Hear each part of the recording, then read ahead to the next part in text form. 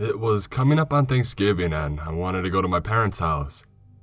They lived in Albuquerque, New Mexico, where I had moved to Denver, Colorado for college. I had been meaning to visit them for quite some time, so it seemed like the perfect opportunity. My Suburban wasn't the most fuel-efficient car, but it was hardy and it had taken me to other destinations faithfully for 3 years, so I trusted it.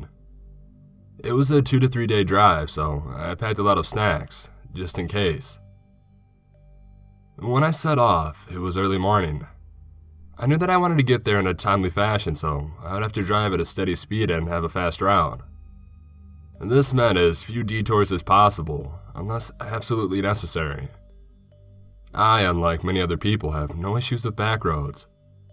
They were just roads which people didn't use very often, but were just as valid as others. The first few hours of driving were perfect. The sky was blue and there was just the right amount of traffic so that I didn't feel lonely, but the highway didn't feel crowded. There was a good disbursement of gas stations and rest stops.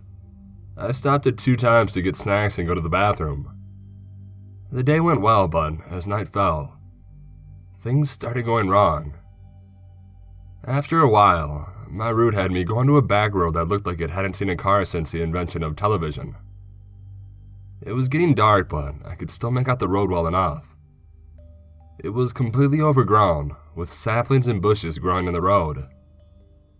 There were tall, dark oak trees lining the street, darkening it and shedding black, dead leaves by the side of the road.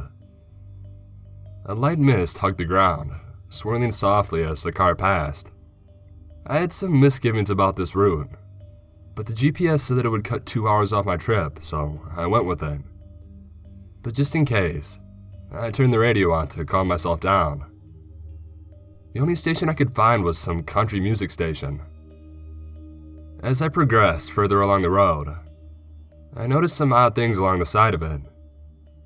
The first thing I saw was a pile of what at first looked like garbage, but as I got closer, I saw it was a bundle of dirty, ratty clothes, empty cans, slopping over with some unknown rotting fluid and some fleshy mounds. I can't say for certain, but I thought that I saw something underneath them move as I drove past. As night fell, the mist grew thicker, and some darkly ominous clouds rolled in. I worried slightly about rain, but it never came. The clouds just hovered, darkening my path even further.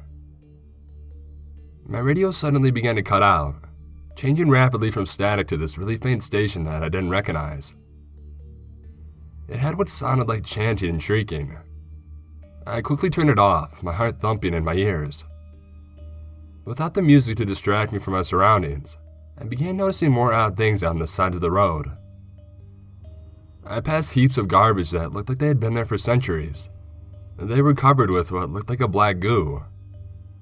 There were overgrown offshoots of the road that no doubt led to long-abandoned farmsteads.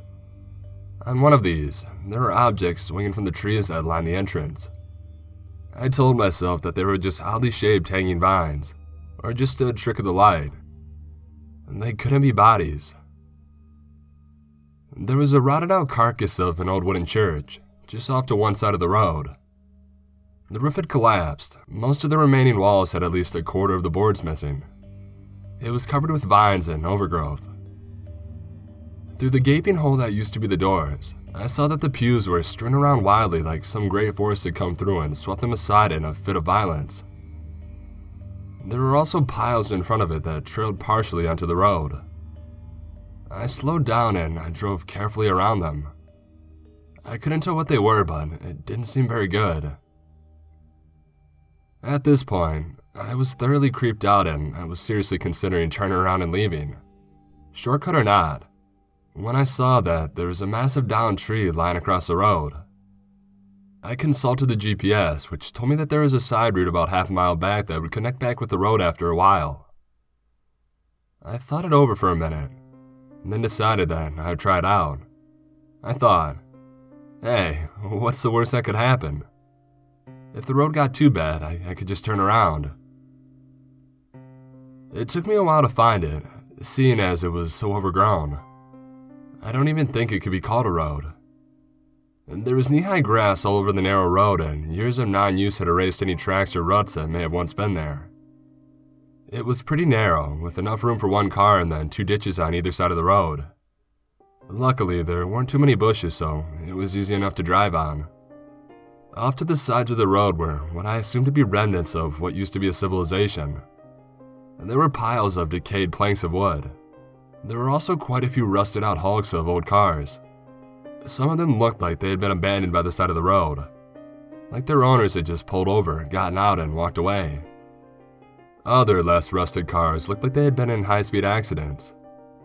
These were bent around trees, smashed into other rusted skeletons, or just lay totaled in the slight ditch by the side of the road. There was one noticeable car that stood out because it had flipped onto its nose against a tree, so that the roof was parallel with the tree trunk. Throughout the period where I was observing these, there was movement out in the forest. The mist obscured my view more than 2 feet into the forest, but I could make out shapes that swirled the mist. Whenever I thought I might make out a feature, it would dart back into the mist, leaving with nothing but swirling mist and a cold, sinking feeling in my stomach. Eventually, I caught it enough and I decided to turn back. The road was getting progressively worse. My GPS was showing nothing but forest now, and I was beyond tired. The sides of the road were almost completely blocked by forest, so I drove forward, looking for a place to turn around. After about a mile, I reached what looked like a town, although I don't think anybody has lived there for at least a century. There were a few buildings on either side of the road. All of them were overgrown to the point where I could barely tell what they used to be. There was a section of 2 or 3 buildings that were just burnt carcasses, but the house next to these buildings was in extremely good shape. It was still overgrown, but it looked almost entirely intact. I am a very curious person.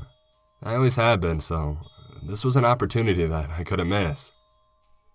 I decided to investigate, despite a nagging feeling of fright. I pulled over to the side of the road and I got out. I walked around to the trunk and I grabbed my flashlight. As I walked towards the building, I realized that it was in even better shape than I had thought. The boards were barely rotted, and all the windows were still intact.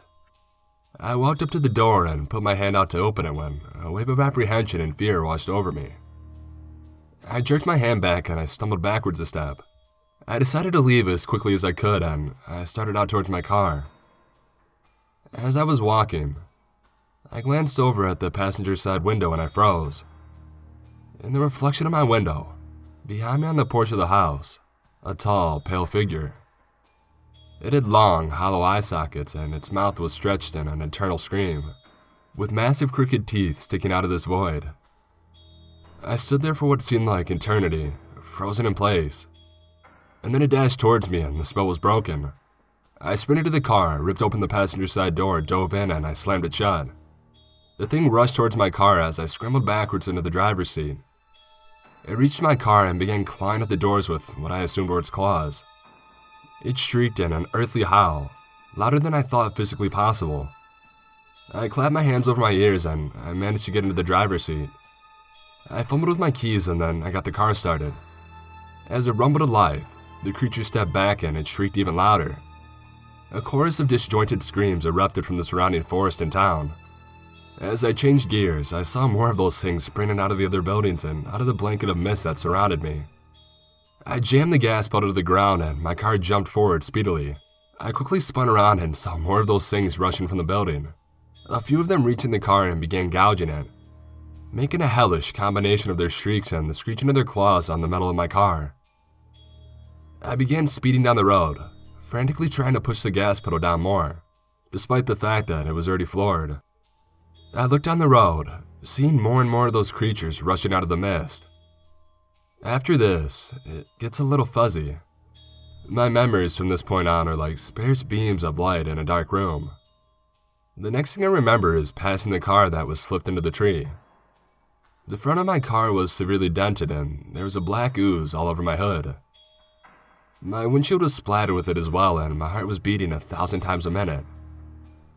I was covered with sweat and I was panting. Yes, panting for air. I could hear shrieks from not too far behind and I stood the pedal floored. The speedometer said I was going 90 miles per hour. I looked outside of the passenger side window and saw one of the creatures gliding alongside me. And then my memory stops again. When I come back to it, I'm driving full throttle around the turn and going up on one wheel and almost flipping over before managing to steady myself. I raced on the road, listening for any sign of the creatures.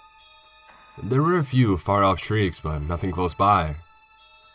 My pulse was pounding and I was drenched in sweat. I noticed in my peripheral vision 2 things. One, that the mist had cleared, and 2, that I was nearing the rotted church. As I sped towards it, time seemed to slow down. My eyes widened in horror as I came to the realization that I had forgotten the piles in the road. My foot slammed onto the brakes, but it was too late. I slammed into a clump of them and I was thrown forward into my airbag. As I fell into the pit of unconsciousness, the shrieks of the creatures followed me. When I awoke sometime later, the first thing that I noticed was that it was light out. My head throbbed and I was covered with scratches. My body felt like it had been through an industrial wood chipper. I sat up slowly, groaning in pain, and saw that I was lying on the pavement surrounded by millions of shards of glass that used to be my windshield. I looked over and saw the smoking wreck that used to be my car. It looked like that when it had crashed, I had been thrown out of the window. It was a miracle that I had survived. I got up and limped slowly over to my car. From the outside, the claw marks were even worse than I thought. There were 3 parallel lines that stretched for about 3 feet down and across. They were about 3 inches deep and many of them just slightly pierced through the door. I shuddered, realizing how close I had come to death. I looked around me, wondering how to proceed. I was in the middle of the woods on an abandoned road with no car, injured and no shelter, and possibly still being hunted by those creatures. I thought about it for a while and then I started walking down the road back towards the highway. It was quite a ways away, probably about a 1.5-day walk, but I knew it was my only chance. After hours of walking, my legs were nearly numb. I was dehydrated and hungry, and it seemed like salvation was still miles away. I stopped off the side of the road and collapsed onto an old rotten tree trunk. I leaned back against a tree and I closed my eyes, wiping sweat off my feverish brow. I breathed a sigh of relief and I settled back into the tree, letting my thoughts wander. I woke with a start, my heart racing. I shot up, noticing that it was nighttime once more. The temperature had dropped 20 degrees at least. I cursed myself for falling asleep and I trudged back onto the road. The stars provided a dim lighting, and I'd begun walking again when I heard it. It was the far-off shriek of one of those creatures. My eyes widened and I stood completely still, trying to pinpoint its location. The next shriek I heard was louder and it came from the direction of my car, down the road. I turned and I sprinted in the other direction, adrenaline flooding my system. A dense fog soon materialized around me, limiting my vision to about 10 feet in front of me. Occasionally, I would hear shrieks from behind me getting louder and louder each time. I could hear more screams coming from behind me. I was slowing down, which was something I couldn't afford. I picked up the pace a little.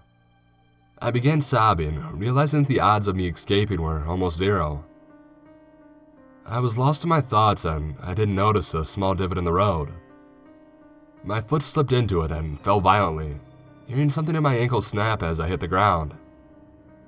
A bolt of pain shot up my leg and I screamed in agony. I looked down at my ankle, wiping tears of terror and agony from my eyes as I checked it. My ankle was twisted almost completely to the side, so that my toes were pointed at my arm. My vision swam for a second and I felt really lightheaded. I clamped my eyes shut and I bit the inside of my cheek as hard as I could. It hurt like hell, but it helped clear my mind. I glanced down at my ankle and I let out a yell of frustration and pain, but my yell was answered by a scream from far down the road, reminding me of my current situation. I dragged myself to the side of the road, rolling myself into a ditch. I cried out in pain as I hit my ankle. My vision swam dizzily as I attempted to stay conscious. I stifled my cry as I heard a scream even closer to me, maybe only a quarter mile away. I scooped up leaves from all around me, trying not to move my legs at all. Due to the amount of leaves I was able to find, I almost completely buried myself in them. I left a small slit on my face so that I could see partially onto the road. As the shrieking grew closer, my body started to tremble. I tried to stifle these as the creatures came closer. My eyes were glued to the wall of fog that loomed over the road. A near-deafening shriek erupted from the fog, making me flinch. Luckily, I had piled tons of leaves around my ears, which lessened the noise. One of the creatures glided out of the fog, its horrific mouth stretched into a grin. Its teeth poked out its mouth at horrific angles. It slowed to a stop and surveyed the surrounding fog with its empty sockets. I held my breath, my pulse beating in my ears. It stayed for a while longer and then glided on, the mist swirling in its wake. An eternity passed, an eternity filled with a procession of them, some stopping like the first, some gliding past without slowing down at all. There were so many of them, and I began noticing occasional differences. Some wore nothing, while others had ragged tatters which clung to their forms like drying clothes on a clothesline. Some had ragged wounds which trailed down their elongated faces and made me feel sick. Eventually, the flow of creatures slowed down and eventually stopped. After about 30 minutes of no movement, I slowly sat up and I looked around. I grabbed a nearby stick and I used it as a crutch. I propped myself up and I began limping towards the road. I began limping on my original path, but slower this time so as to not attract any attention. As the night dragged on, I began feeling more confident. I hadn't heard anything for about an hour and I quickened my pace hoping to reach the highway by the morning. And I was right. In fact, I made it to the offshoot that I had gotten on from the highway before it even started getting light. As I set foot onto the pavement, I let out an excited whoop and waved my makeshift crutch into the air. I laughed and I began walking on the paved road when I suddenly stopped. The mist was clearing and so I had a better view down the road. And I saw them. They were in a row that stretched across the street. As I stared at them in shock, they began slowly gliding towards me. I yelled and I quickly turned to run when I stopped. Behind me, there was another line of them. They were gliding towards me just as slowly, advancing towards me silently. My legs felt like jello as I sank to the ground in despair. I sat down on the pavement and stared helplessly as they began sprinting towards me and the shrieks of the creatures filled the air. I cried out in agony as their claws pierced my body and ripped me apart. A few months later, another person came down the road. He checked his GPS because he was suspicious about this road. It was really overgrown, and there was what looked like animal bones scattered across it. His GPS said that it was a shortcut, so he chose to venture forward, looking forward to surprising his friends for Christmas. He hadn't seen them in a few months. He chuckled as he imagined his shocked face, driving over the bones without a second thought.